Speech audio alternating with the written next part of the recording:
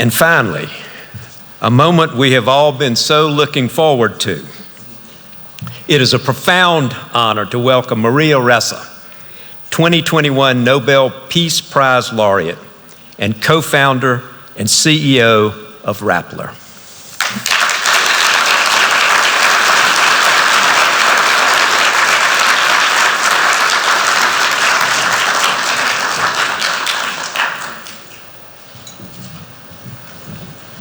As you can tell, I'm short, so I need a little help. Oh, wow, now I'm really tall. I like this. Wow, good morning. I feel like even though we didn't talk to each other about what we were going to talk about, I almost feel like we did. William, thank you so much for asking me to come here, minister. Lilyhammer, 2018, I think, was the last time we saw each other, and I agree with everything you said. The hard-fought lessons from Poland. Mary Beth, I love the stats that you gave, because now I'm going to tell you some of the whys. V for victory. Please let me call you the guardians of democracy. We gather in Warsaw. What a great time to come, because this is a city that knows the price of freedom. At a moment when democracy, when justice and rule of law is under attack worldwide, you heard this. The greatest question we face today is whether an international rules-based order still works. Does it still exist? Because whether in the physical or the virtual world, what would once be called crimes against humanity are going unpunished. It is impunity. I became a journalist because information is power. I look younger, yes, I am short, but I'm young. I'm older than I look. This is my 39th year as a journalist. And right now, we've never lived through anything like this. This is the information apocalypse. Facts are under assault, truth is being murdered, and the casualty, you heard a little bit from Mary Beth, it's trust. It makes it almost impossible for anyone to govern. Only dictatorships flourish when there is no trust. And here are the three sentences I've said over and over since 2016. It's backed with data and hard-fought experience from us in Rappler in the Philippines. Without facts, you can't have truth. Without truth, you can't have trust. Without these three, we have no shared reality. We can't begin to solve any problem, let alone the complex ones like climate change. We cannot have journalism. We cannot have democracy. Yesterday, the US bombed Iranian nuclear sites. Our generation has never lived through this. Gaza continues to burn. Russia continues its brutal assault on Ukraine. These aren't separate crises. They're connected by the breakdown of our information ecosystem. Here in Poland, you've seen this playbook before. 8 years of attacks on judicial independence, a rule of law crisis that persists even after electoral victories. In 2023, I speak at least 3 times a week, and I brought up Poland in 2023 because the parliamentary elections here gave all of us around the world hope. A record 74% turnout that proved democracy can fight back. But the June 1st presidential election also reminded us that democracy is fragile. It isn't a destination, it's a daily choice. And this is not a time when we can sit back. What does civic engagement look like in the age of exponential lies? That's what we're fighting. Technology platforms have become weapons of mass destruction for democracy. Their algorithms spread infection. This was an MIT study from 2018 that said lies spread 6 times faster on social media. That was 2018. before Elon Musk bought Twitter and turned it into X, right? In the Philippines in 2017, we saw that those lies, if laced with fear, anger, and hate, spread even faster, and it pumps toxic sludge into each of us. The business model that rewards engagement over facts has made all of us complicit in tearing apart our societies. This is manipulation of human behavior at the cellular level of all of our democracies. When you can't tell the difference between a fact and a lie, the person with the loudest voice wins, and often that is the one that has the largest power and money. Oh, that's an exclamation point. Power and money. Paraphrasing Anne Applebaum, in the Philippines we would call this kleptocracy, Inc. Kleptocracy. In the Philippines, Rappler and I learned this the hard way. In 2019, in about 14 months, a little over a year, the Duterte administration filed 11 criminal charges against me. I didn't do anything wrong but keep doing my job, right? Last Friday, I received word that Rappler and I won the 10th case. So that means only one left.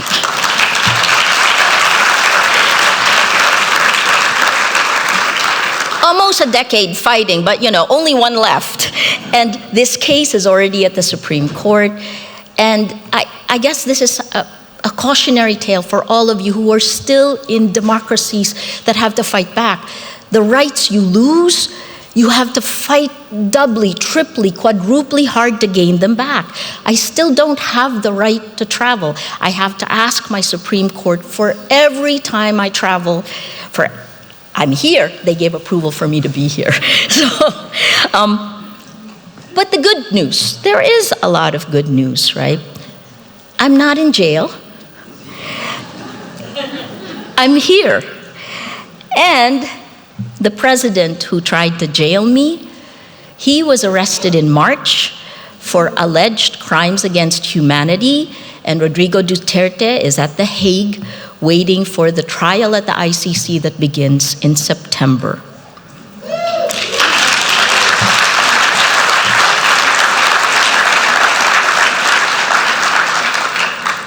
What did we do in the darkest of times? Because fear is real and fear works, right? My colleagues in America know this now. We just kept doing our jobs. We put one foot in front of the other. Because when Duterte attacked Rappler and me, he wasn't just attacking journalists, he was attacking the right of every Filipino to know the truth. When the government used social media to spread lies about us, I was getting an average of 90 hate messages per hour. It was a lot. And then when I went to the platforms to say, this is not normal, they were like, but you're a public figure. When American journalists were under attack, when France, when then candidate Macron complained those countries in the global north that the OECD can harness, they did something about it. Macron became president in 2017, largely, I think, because Facebook took down 30,000 to 50,000 fake accounts. What would have happened if they did that in the Philippines? Or, in the United States? In March, VDEM in Sweden said that 72% of the world is now under authoritarian rule. That is rolled back to 1978 levels. We are electing illiberal leaders democratically. The political dominoes began to fall in 2016, and since then, only one nation has called a spade and stood up against this insidious electoral interference: Romania. And they didn't do it until last year. And now they elected a math whiz, but they're facing other problems because of that, right? Everything you heard here before me, you have to add, what happens when you've corrupted the public information ecosystem? We need to hold big tech accountable. because that greed for money is exploited for information warfare and turns all of us on these platforms into Pavlov's dogs. I really hate that. So Rappler is not only alive today, though, because I can't leave you depressed, so I got to tell you the good news. We hit profitability the same year that I kept getting arrested. Our communities of action, our civil society, helped us survive those really dark years. Every time I got arrested, crowdfunding would spike, and then, I kept telling my sales head, this is not a sustainable business model.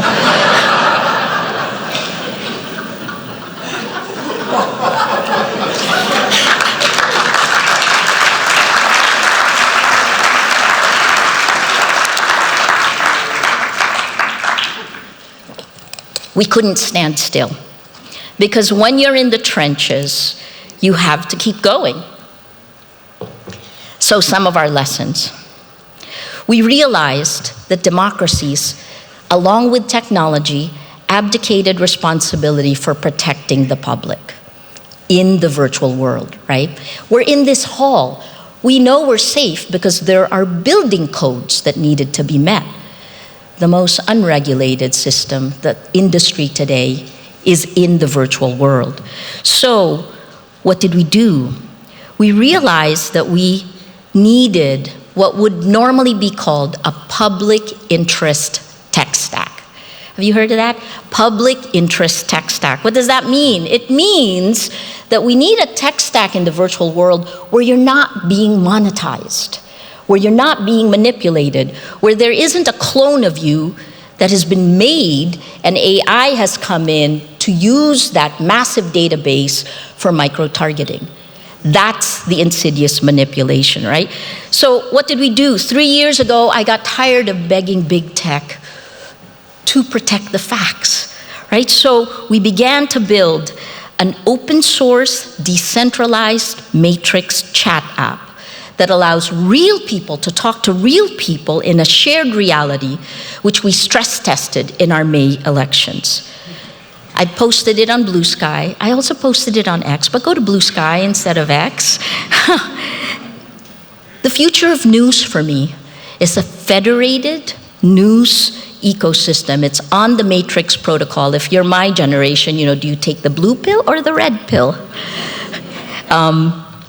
This is how we rebuild trust and stop insidious manipulation. But I think more important than this is that we have to understand where we are today. Aside from the numbers, aside from the stats, where does justice actually reign? We're really in a battle for the soul, our collective soul, the soul of humanity. This is where I move to religion, and this is not easy for a journalist, so follow me. In every major world religion, the battle is not out there. It's in you, right? It's the internal battle. I always say I'm Catholic. I grew up in the Philippines, right? But there's normally this fight between the devil and the angel. The devil is telling you, do it, do it, do it, do it. You're going to get so much more. You're going to get recognition, power, and money. The angel is telling you, have a conscience, do the right thing, be aware of how you hurt someone else. What social media, what technology did, generative AI did, is they kick the angel off your shoulder, grew the devil, and gave it a direct line into your nervous system. Every world religion is the battle from within, right? It's a private jihad. The question isn't whether technology will change us. It already has. And I worry about our next generation. We already know the epidemic of loneliness. It rewards the worst of who we are. The question is whether we will let it destroy our humanity, in the process destroying our democracies. I'm going to summarize this because in every authoritarian playbook, the pattern is the same. You use technology to spread lies, attack the press, capture the courts, divide society. It starts with media capture, academic capture, are we seeing this somewhere now? NGO capture and state capture. This has happened in many countries around the world. But we've also seen that when citizens engage, when citizens look at where we are today, democracy prevails. South Africa, on the 30th anniversary of its democracy and the 40th anniversary of Desmond Tutu, reminded me of this. I wear Ubuntu, a bracelet that reminds me, I am because we are. The fight for facts is the fight for freedom. The fight for truth is the fight for justice. In the Philippines, more judges and lawyers were killed than journalists under the term of Duterte. I understand the fear. I also know why it took the end of the Duterte administration before we began winning our cases in court. It depends on the men and women who carry out the law.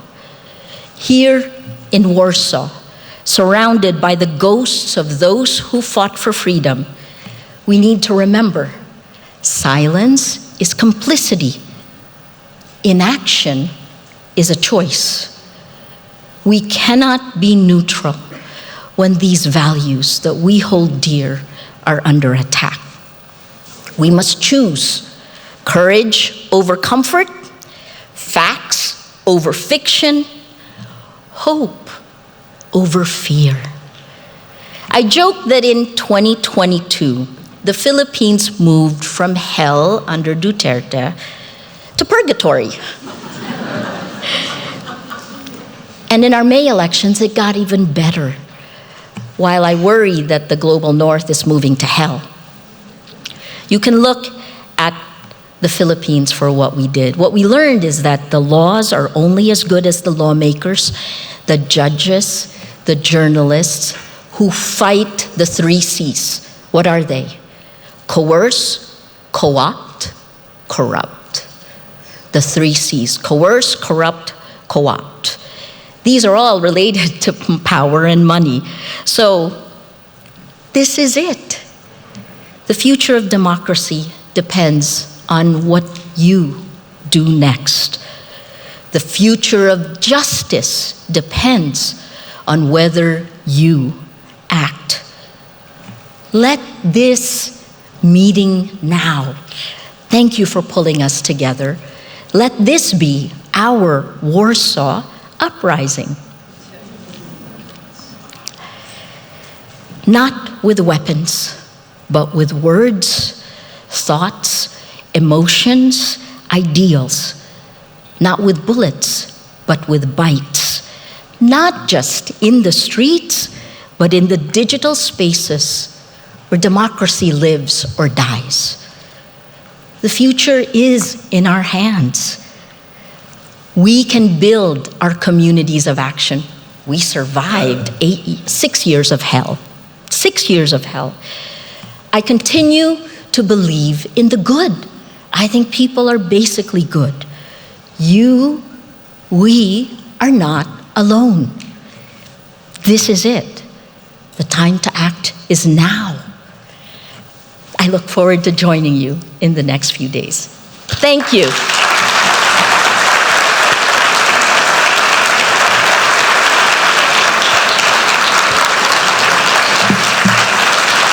Oh, now you're going to make me take a photo of you.